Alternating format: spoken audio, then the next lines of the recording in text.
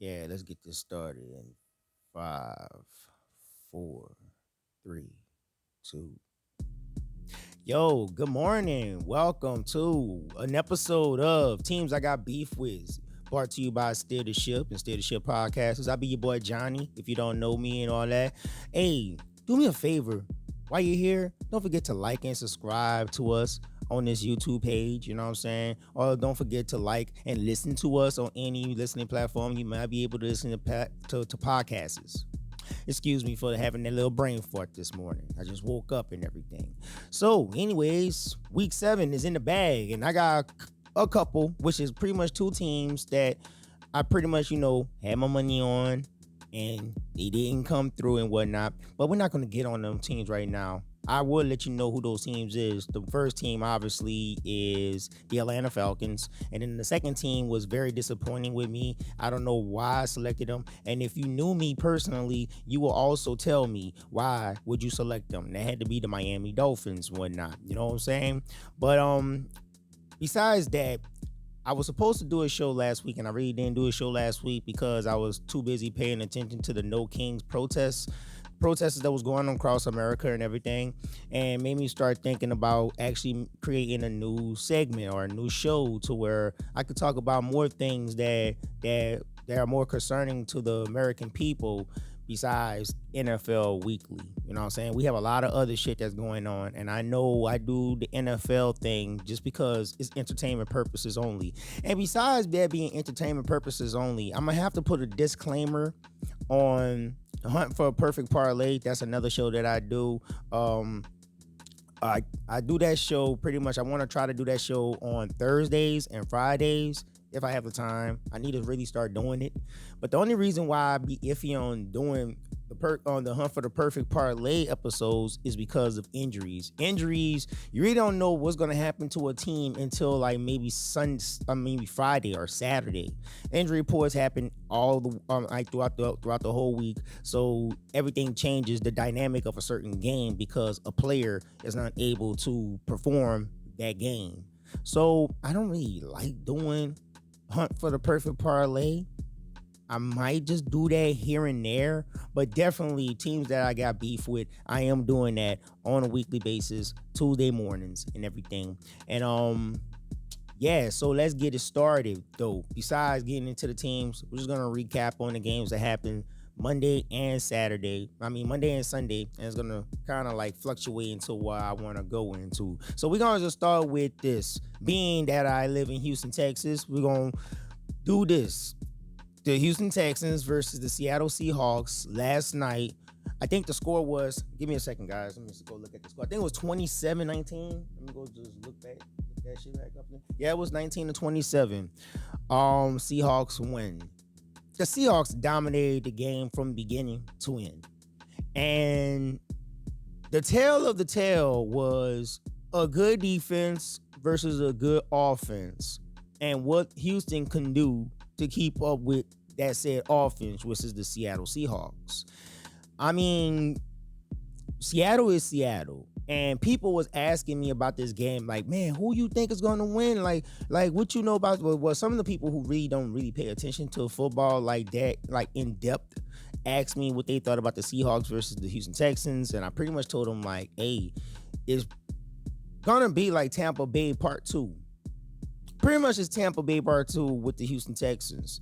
But we in week 7 right here. So who knows what type of Seahawks you're going to get. And plus you playing in Seattle. We always forget about this. I need to point this out to anybody that really knows football. And you wouldn't know football if once I said this. Seattle is a tough place to play in because of that 12th man. Now, we remember the 12th man around the Legion of Boom era and everything, but that's the 12th man. That belongs to the people of Seattle. You're not changing that one. You hear me? So Seattle is probably one of the toughest places to play in. That one rip through Texans off their equilibrium. It really did throw them off a little bit. And CJ Stroud needs help out there. That boy don't have no help, no protection. The running backs really ain't bailing him out when you need a running game. Nico Collins is his only target. And Dalton Schultz. But Dalton Schultz and Nico Collins was kind of like dealing with injuries, especially Nico Collins. Nico is going to be out with concussion. I just read that this morning, and according to the commentators, also that was doing that game, it's going to be up to the young guys to step up right now and to help CJ Stroud out with this. I know he missing Tank Dell for real. I know he missing Tank Dell. What the hell happened to Christian Kirk? I think he was injured and everything. They should have did something with Stephon Diggs, brought him back. I feel that the Texans had a bad off season. I just feel like they had a bad off season. They really didn't go and get the pieces that they needed to revamp what they did last year. It is a struggle to watch that offense. It's a struggle to really watch that offense. And you talking to a Panthers fan. You're talking to a Panthers fan right now. It's hard to watch CJ Stroud struggle like that. You know what I mean? It's very hard, especially for Texan fans, man. I feel for you guys. I really do. Being in the state and all, like being in the city and all, I really do feel for you guys on this one. But what does this show us right here? What does this show us right here? Texans has an amazing defense. That defense kept them in the game. And Seattle has an amazing offense and defense. Their overall around might be number 2 in the NFC. The reason why I put them as number 2 is because of what Detroit did to Tampa Bay as well, the doubleheader of Monday Night Football. Detroit put belt to ass to Tampa. We can go back and look at the score right now. 24-9, 9-24, 9-24, 9-24. I don't think Baker Mayfield even scored a touchdown that game. Gotta check the stats. Give me a sec. Because I'm very curious, because it's like, man, if you held the number 1 offense to 9 points, and you wasn't really that hurt. Big prayers up to Mike Evans, man. It was good to see him out there last night, but Mike Evans, he broke his collarbone and he's gonna be out for the season. So Mbuka, I think that's his name, the rookie Mbuka, he's gonna have to really take the reps. But the overall team is pretty good. I just think they got overwhelmed on the road going to Detroit. I'm like, I don't know any other excuse to tell you why they could not score a touchdown. And I gotta see this. Hold up.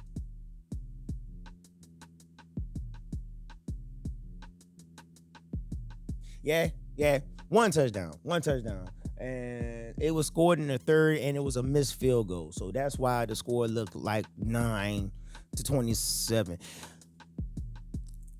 And when I looked at the game, and if you did look at the game, you'll notice one thing about Detroit right here. They had a hurt defense. That defense was hurt.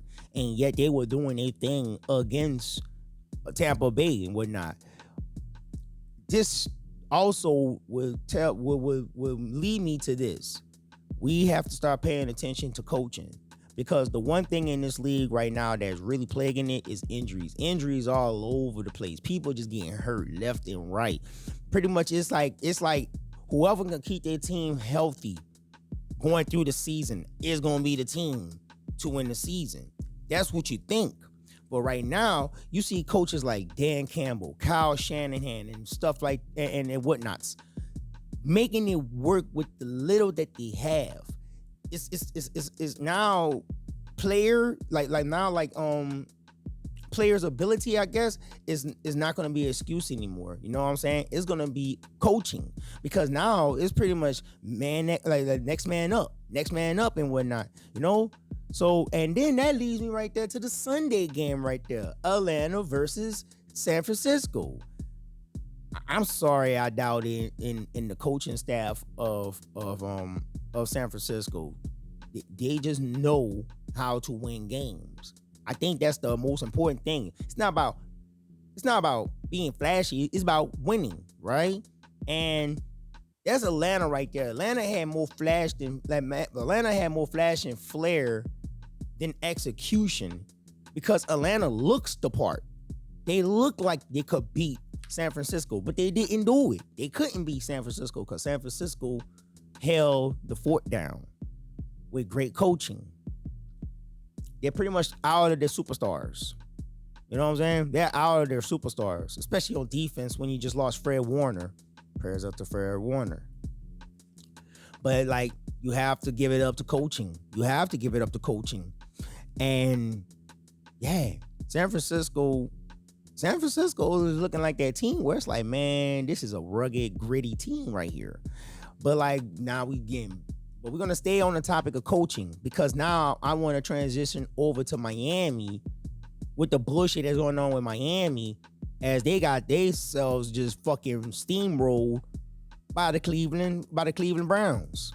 That makes me going on, what the hell's going on in Cleveland too, man? By them giving up Joe Flacco to a division rival, and that division rival just beat the Pittsburgh Steelers, the number one team in that division, which kind of made the whole division go lopsided and whatnot. Because if you want to think about it, Joe Flacco lived in the AFC North when he was with the Ravens. He lived in the AFC North. And Mike Tomlin knew something that we didn't know. He knew something that we didn't know, and it manifested itself in that game that they had played Thursday night. You know what I mean? But we gonna stay on Miami with this shit right here, bro. Miami is so trash. At first, I'm like, you know what? No, I ain't. Not even at first. I already knew it. Tua is going to get Mike McDaniels fired. That quarterback is going to get Mike McDaniels fired, and he's going to have to really make a decision on who he's going to have for quarterback this here on out. This is going to be the determiner right here. It's going to be the one to determine his fate. Are you going to stick with Tua, or are you going to go with Quinn? You better choose Quinn, man. You better have a game plan for that. You better have a game plan for that young man too, because this is ridiculous. When I saw Tua turn the ball over the third time in that game, I pretty much said, what the fuck? What? We tried to defend this dude, man. I told him, I even say, man, hang your helmet up like last season when you have a concussion. This ain't working no more, bro. This ain't working no more. And on paper, Miami could be a good team. Miami could be a good team on paper. But it's time to get rid of Tua. He is fucking the whole operation up. Sorry, my man. I have no say-so in this shit because I am just a spectator. I am just a fan of the game, but based on what I've seen for the past 7 weeks, get his ass out of here unless you still want a job. Especially the QC too, man. Y'all gonna have to really think about it. Somebody's gonna lose their job in Miami this year. Somebody ain't gonna be there, or somebody, like, it is what it is. What can I say on that one? That game was horrible right there. That game was horrible. But other than that, I really don't have much else to talk about. I mean, we could talk about some other things where it's like how Matt Stafford just went over there in London and just put belt to ass. I'm gonna love that term. I'm gonna make a t-shirt for us using that term. They put belt to ass to the Jags right there. And I don't know what happened to Matt Stafford. He just went off. A madman. Threw for fucking 5 touchdowns. Good God, man. That's like, and the guy in my fantasy team, in my fantasy league that I was playing against was playing Matt Stafford. So, you know, he early in the morning. I'm early in the morning watching this shit. I'm like, yo, man, calm the fuck down. Calm the fuck down, Lord. Goddamn. Luckily, I beat him. So still number 1 in my league. Hopefully, I don't know how long I can hold this, man, but we gonna hold it down. We gonna hold the fort down, you hear me? And we can also go back and see, yeah. Are the Chiefs back? Can we officially say that the Chiefs are back? They did handle business when they went to Las Vegas. They did handle business with Las Vegas. They handled business with Las Vegas so bad. I wish I had bruh, I swear they did Las Vegas so bad. I ain't never seen a coach, Pete Carroll, be like, hey, yo, Andy, white flag, wake up in the flight flag. Andy, like, you for real? Yeah, I'm for real, man. We done. Pete Carroll didn't even use his timeouts. Pete Carroll didn't even use his fucking timeouts before the damn 2-minute warning. That's how bad that ass whooping was right there. So I don't know what I would do if I was a GM seeing this. I don't know if I'm like, yo, yeah, we still got some building to do, or, man, what the fuck was that, Pete? I might have to get rid of you, dog. What type of shit was that, man? That was weak. That was weak right there. That was some weak shit. Never seen Pete Carroll fucking like concede a defeat like that. Never seen that. And then we have to go and look at the New York Giants versus Denver game, man. That was a real good game. That was a real good game right there. Reason why I say it was a real good game because it shows the resilience of Bo Nix. Jackson Dart is a good player. He really is. I can't take nothing away from that dude. He overwhelmed that defense in the first quarter. He overwhelmed them in the first quarter. They was like, whoa, this is not. Yeah, they had to like really switching. They had to really switch up on the plans during the game. And then even when the defense was down, even when the offense was down all the way to the fourth quarter, they came back and answered how many points? How many points did they make in the fourth quarter? Because that was a good game. We're going to check that out right now. Let me see.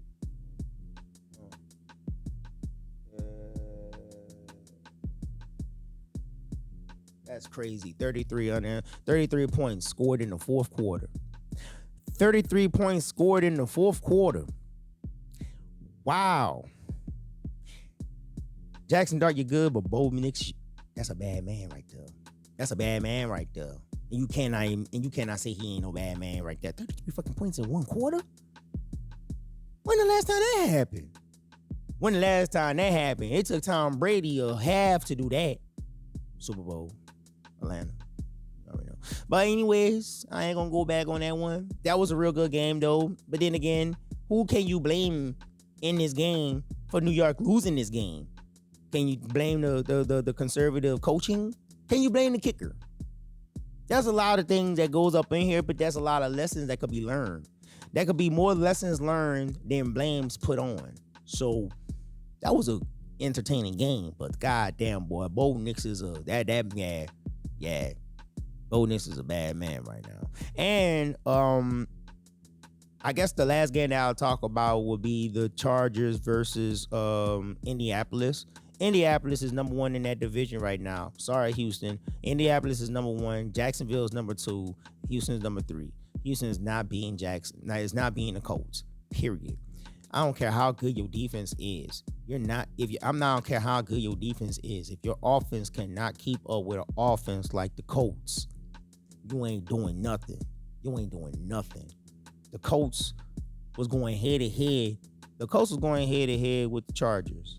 Now, it'll be different if Justin Herbert had his protection around him, because Justin Herbert is a guy who likes to extend plays and whatnot. So with this victory from the Colts, and I chose the Colts to win this one, and they were the underdog, this shows a lot from how this team just grew, how this team believed in the players that they had, and all they needed was a quarterback. Daniel Jones is playing amazing and whatnot. Who knows? Him, Baker Mayfield, and Sam Darnold might be the two quarterbacks. That might be three players that could be mentioned in the MVP candidates. Who knows, man?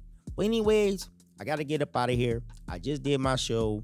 I don't run it no more than 20 minutes. This is less than 20. So I'm about to get up out of here. I'm about to go get the day started. I hope you guys have a good week out here, and I will be back to talk to you guys later about parlay picks, betting picks and whatnot. Y'all just have a good week out there, and I'll see you later. Peace.